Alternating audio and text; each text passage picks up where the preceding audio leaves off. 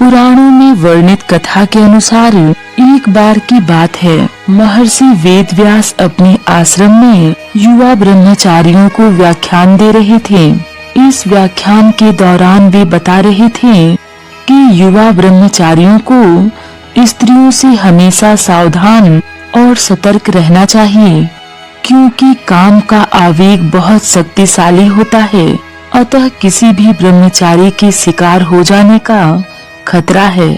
यह सुनकर वहां उपस्थित ब्रह्मचारियों में से एक युवा ब्रह्मचारी खड़ा हुआ और बोला, गुरुजी, आपका कथन गलत है।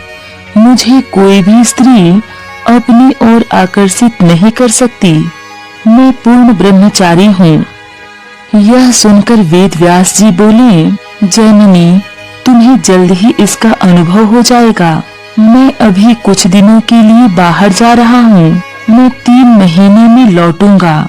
सावधान रहना और अहंकार में आकर अपनी अति प्रशंसा मत करना। महर्षि वेदव्यास ने अपनी यौगिक शक्ति से एक सर्वगुण संपन्न युवती का रूप धारण कर लिया, जिसके हृदय को भेदने वाले तीखे नयन, जिसका चेहरा सौम्य की तरह सुहावना और मोहक था। उसका शरीर अति सुंदर वस्त्रों से सुसज्जित था।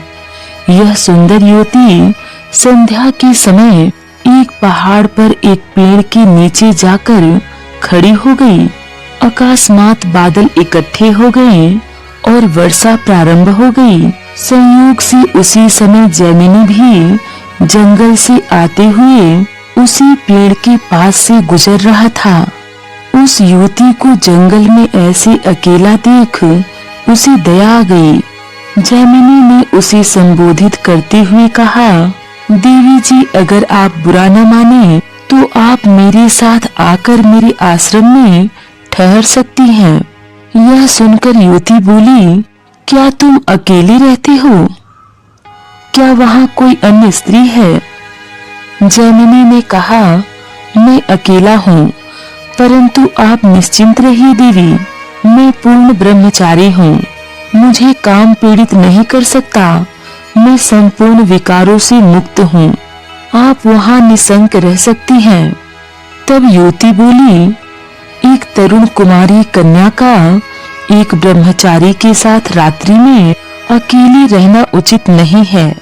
यह सुनकर जैमिनी ने कहा, देवी, भयभीत मत होइए। मेरा विश्वास कीजिए। मैं पूर्ण ब्रह्मचारी हूँ। मैं शपथ लेता हूँ कि आपको कोई हानि नहीं होगी। तब युवती रात्रि में उसके आश्रम में रहने को सहमत हो गई। जैमिनी आश्रम के बाहर और युवती आश्रम के अंदर सोई। लगभग आधी रात्रि के समय अचानक जैमिनी के मन में वासना की ललक उठी, किंतु उसने इसे उपेक्षित कर दिया और फिर से सो गया। लेकिन तभी अचानक तेज ठंडी हवाएं चलने लगी।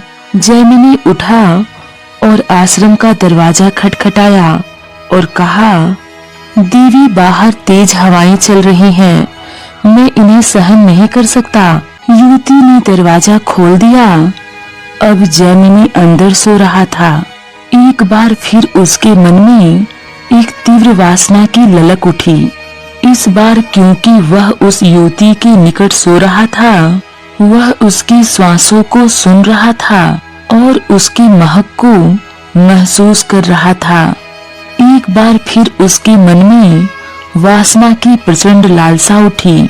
इस बार वह अपना विवेक खो बैठा और उठकर उस सुंदरी का आलिंगन करने के लिए आगे बढ़ा। लेकिन तभी वेदव्यास ने अपना असली रूप धारण कर लिया और कहा, प्रिय जैमिनी, कहाँ है तुम्हारा पूर्ण ब्रह्मचर्य? क्या तुम अब भी पूर्ण ब्रह्मचर्य में स्थित हो? क्या कहा था तुमने जब मैं व्याख्यान दे रहा था? जैमिनी ने शर्म से अपना सिर झुका लिया और बोला, गुरुजी, मुझसे बहुत बड़ी गलती हो गई। मुझे क्षमा कर दीजिए। यह दृष्टांत हमें बताता है कि जब एक महान इंसान माया के प्रभाव से छला जा सकता है तो हम क्या चीज हैं। इसलिए एक ब्रह्मचारी को भी हमेशा सावधान रहना चाहिए। पुराणों के अनुसार भारतीय संस्कृति में गुरु का बहुत महत्व है। महर्षि वेद व्यास चारों वेदों के प्रथम व्याख्याता थे, जिन्होंने हमें वेदों का ज्ञान दिया। वे हमारे आदि गुरु हैं। महर्षि वेद व्यास के उपदेश और उनके विचार हमारे जीवन के लिए बहुत ही महत्वपूर्ण है। महर्षि वेद व्यास कहते हैं कि मन में संतोष होना स्वर्ग की प्राप्ति से भी बढ़कर है। संसार ही सबसे बड़ा सुख है। संतोष यदि मन में भली भांति प्रतिष्ठित हो जाए तो उससे बढ़कर संसार में कुछ भी नहीं है। जो सज्जनता का अतिक्रमण करता है उसकी आयु, संपत्ति, यश, धर्म, पूर्ण आशीष, श्रेय यह सब नष्ट हो जाते हैं। किसी के प्रति मन में क्रोध रखने की अपेक्षा उसे तत्काल प्रकट कर देना चाहिए। जैसे पल में जल जाना देर तक सुलगने से अच्छा है। अमृत और मृत्यु दोनों इस शरीर में ही स्थित हैं। मनुष्य मोह से मृत्यु को और सत्य से अमृत को प्राप्त करता है। दूसरों के लिए भी वही चाहो जो तुम अपने लिए चाहते हो। वेद व्यास जी कहते हैं कि जो वेद और शास्त्र के ग्रंथों को याद रखने में तत्पर है किंतु उनके यथार्थ तत्व को नहीं समझता, उसका वह याद रखना व्यर्थ है। जो मनुष्य क्रोधी पर क्रोध नहीं क्षमा करता है वह अपनी और क्रोध करने वाले की महासंकट से रक्षा करता है। वह दोनों का रोग दूर करने वाला चिकित्सक है। वेद व्यास जी कहते हैं जहाँ कृष्ण है वहाँ धर्म है और जहाँ धर्म है वहाँ जय है। जिसके मन में संशय भरा हुआ है उसके लिए न यह लोक है न परलोक है और न ही वह संसार में सुखी है।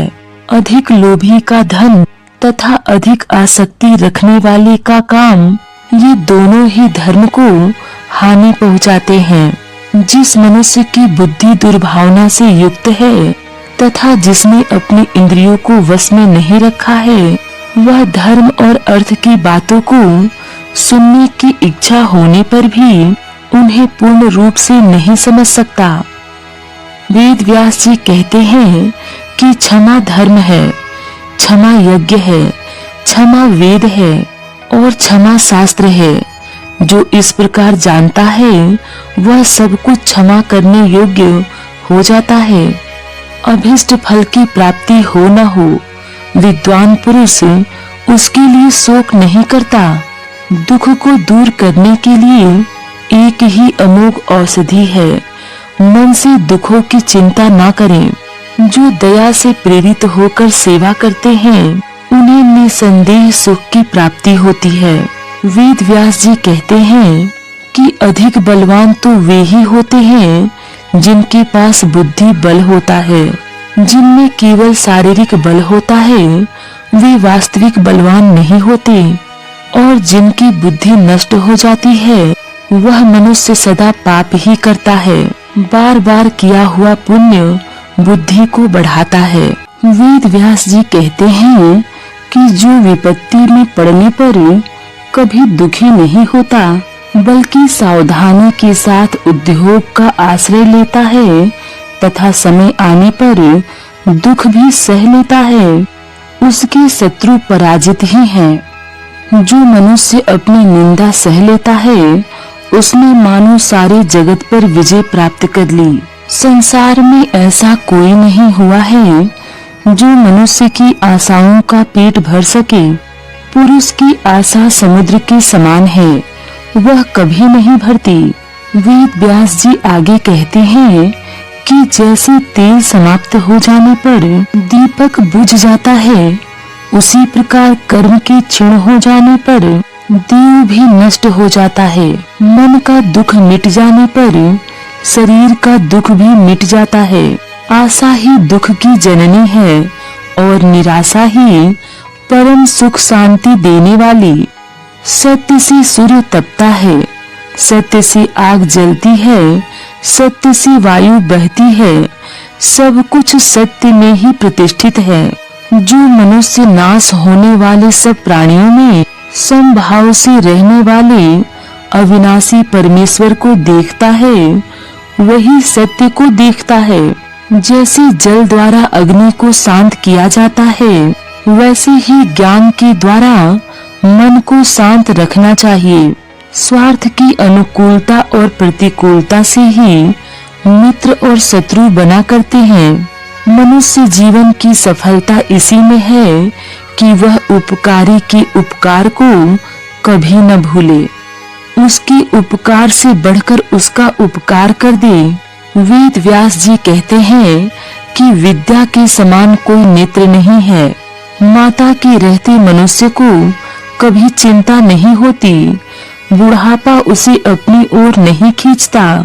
जो अपनी माँ को पुकारता हुआ घर में प्रवेश करता है, वह निर्धन होते हुए भी मानो अन्नपूर्णा के पास चला आता है।